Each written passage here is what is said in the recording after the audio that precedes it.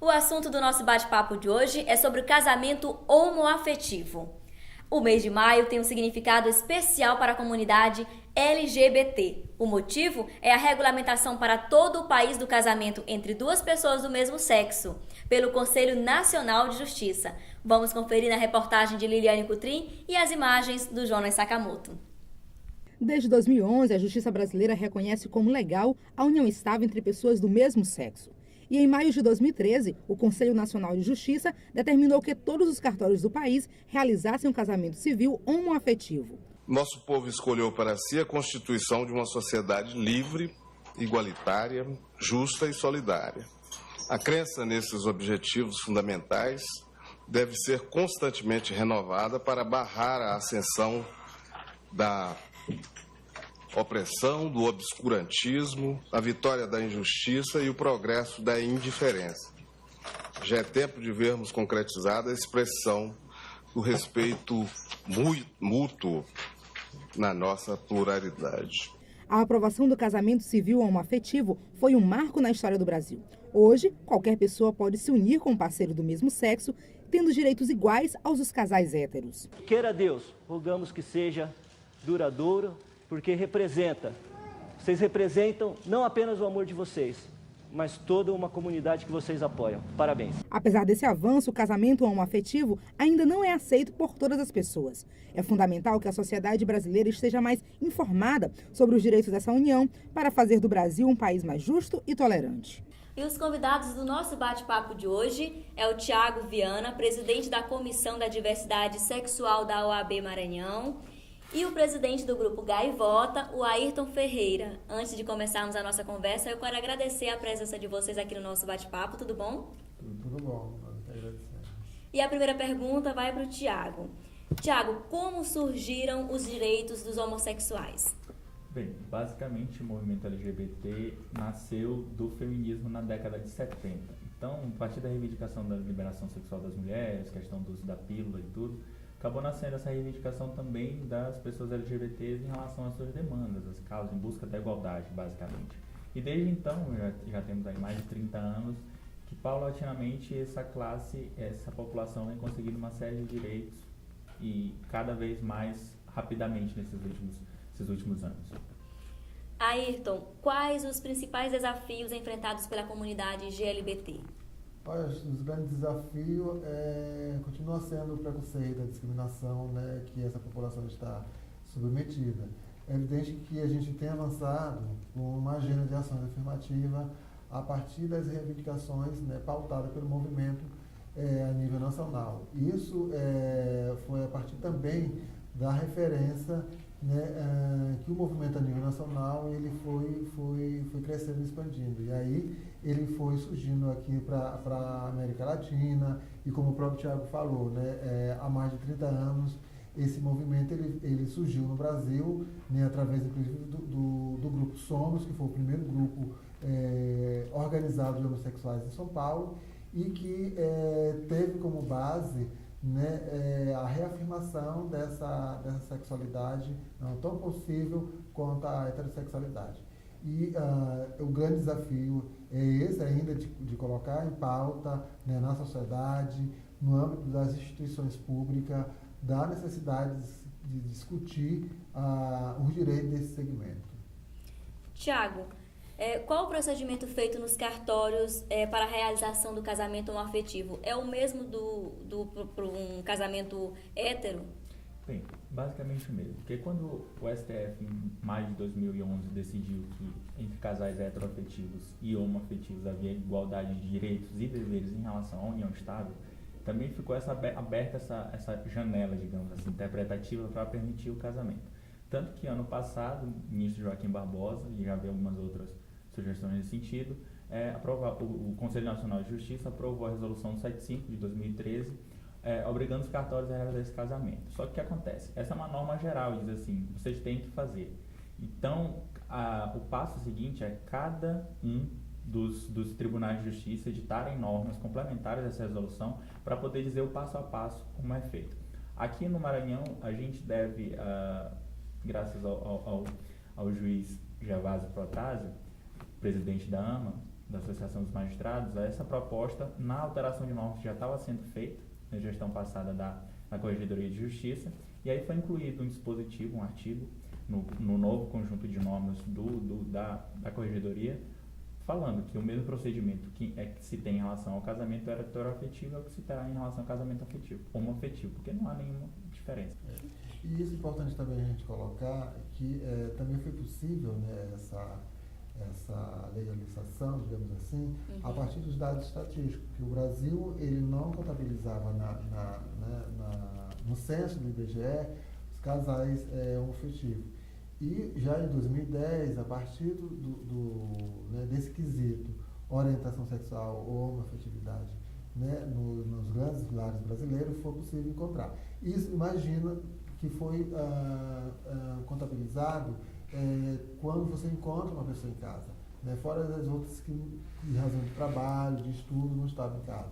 Né, e aí também foi base para fundamentar, né, que a gente chegasse ao reconhecimento da união estável no Brasil. E foram 60 mil casais que o STF, que o censo contabilizou, contando ainda que há casais também que não querem se assumir enquanto tais, mesmo para uma pessoa que chega assim desconhecida, sobretudo num caso desse. Né? Então, foi sem dúvida um dado importante que foi levado em consideração na votação do STF. Vamos conferir a opinião das pessoas quanto ao nosso assunto de hoje? A favor, né? A favor, né? De casar aí à vontade, né? Os homossexuais, os caras amam o outro, né? Os caras se amam um com o outro, ninguém pode impedir, né? Eu não sou nem contra a favor. Agora, para quem conhece a palavra da Bíblia, nos ensina que quando a gente estivesse próximo do final do mundo, homem ia virar mulher e mulher ia virar homem e os casal ia virar o contrário. E isso está acontecendo, né? E de pouco a pouco, como muita gente precisa da mídia, os nossos governantes, presidente da República, precisa da maioria e está se transformando na maioria, é isso que está acontecendo. Eles vão acabar cedendo, porque eles continuam estando do lado da maioria. Mas isso aí é apenas o começo dos princípios dos horrores, que é o final do mundo, tá? Para esse ser humano. Porque como é que vai se acabar a geração? Homem com homem não vai parir. E mulher com mulher muito menos. Uma vai engravidar a outra. Então, por isso, vai acontecer, mas vai cumprir-se a palavra de Deus, tá? É isso que eu tenho a falar. Agora eu não sou nem contra nem a favor, cada qual faz aquilo que gosta. Eu sou contra, né? Porque quando Deus criou o homem e a mulher, né, ele criou laços matrimoniais sagrados. Sou a favor. Por quê? Porque várias formas de amor. Eu acho que tudo isso leva ao caminho de Deus. Porque se as pessoas se amam, estão praticando o amor. Aí é uma coisa bonita, em ambos os casos. Eu não discrimino nada, cada um faz o que quer da sua vida. É só isso. Sou contra. Por quê? Porque Deus não deixou homem com homem. Deixou mulher com homem. Não homem com homem, nem mulher com mulher. Isso é contra a vontade de Deus. O que a gente conferiu é que a maioria das pessoas ainda são contra o casamento homoafetivo, mas dizem que respeitam a opinião de cada um, que afinal o que importa é a felicidade. Ayrton, a barreira judicial já está sendo ultrapassada. E a cultural? Precisa avançar, né? Porque na realidade a cultural ainda está se baseada muito no senso comum. Né? Se as pessoas não têm acesso às informações, digamos, de que a sociedade é diversa, né? E que não existe apenas homens e mulheres heterossexuais, e se isso também não é trabalhado no âmbito da família, e se o preconceito, né, e a qualquer outra manifestação, que seja de homofobia, inclusive, ela é disseminada dentro do ambiente familiar, isso também é capaz de se multiplicar no âmbito da sociedade.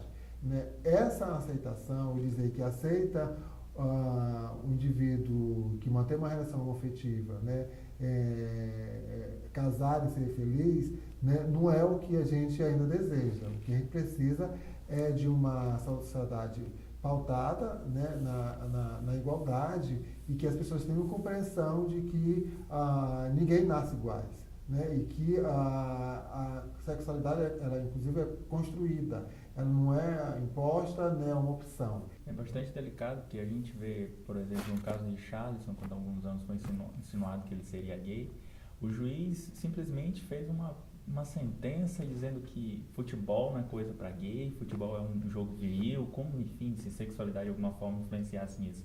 Então, culturalmente é bem delicado, porque não é algo que a lei diz, vamos mudar todo mundo. As pessoas podem, por dentro, se amargar de homofobia, de transfobia, enfim. E às vezes aqui é acolá demonstrar. Então, a questão passa, sobretudo, uma educação dentro de casa, por mais que as pessoas não entendam que, enfim, não é certo, mas pelo menos a questão do respeito, porque é um outro ser humano. Um outro ser humano que tem direitos e deveres iguais às outras pessoas, tem a mesma dignidade, então deve ser respeitado enquanto tal. E não ser vítima de violência e discriminação, que acaba levando, sobretudo, vamos pensar aqui, crianças na escola, por causa do bullying homofóbico, acabam recorrendo ao suicídio. Então a gente tem que parar para pensar, antes de fazer discursos e piadinhas, que tipo de ambiente que a gente está, que tipo de pessoas podem se sentir de alguma forma instigadas com aquele tipo de discurso e sair aí pelas ruas, pelos bares agredindo casais homoafetivos. Ayrton, algumas produções cinematográficas abordam o tema. Isso ajuda ou atrapalha? Ajuda muito, né? E isso tem levado a sociedade a uma reflexão acerca desse assunto, né? Não é apenas você passar o dia inteiro no trabalho, chegar em casa, ligar sua televisão e encontrar um personagem gay para lhe fazer sorrir, né? Lhe tirar inclusive do estresse do dia inteiro do trabalho. Mas as produções, ela tem levado em conta a realidade desse segmento, né? A última, né, produção, que foi a novela, né, ela conseguiu, inclusive, reverter uma imagem de um gay, né, que começou, inclusive, com uma vilão, né, o vilão, né, o pilantra, enfim, e trouxe para terminou com uma outra imagem. E aí também o próprio o reconhecimento do afeto, né, da troca do carinho, e por último um beijo, que eu acho que foi de fundamental para demarcar essa... Interessante que entre exatamente nesse ponto, que a novela é um maior produto da dramaturgia brasileira, digamos assim. Então, se pauta numa novela das 9, o Brasil parou para assistir, aquela coisa toda, já foi perto da meia-noite, o beijo, muito se argumentou de uma forma um tanto quanto estranha, que nossas crianças vão assistir isso.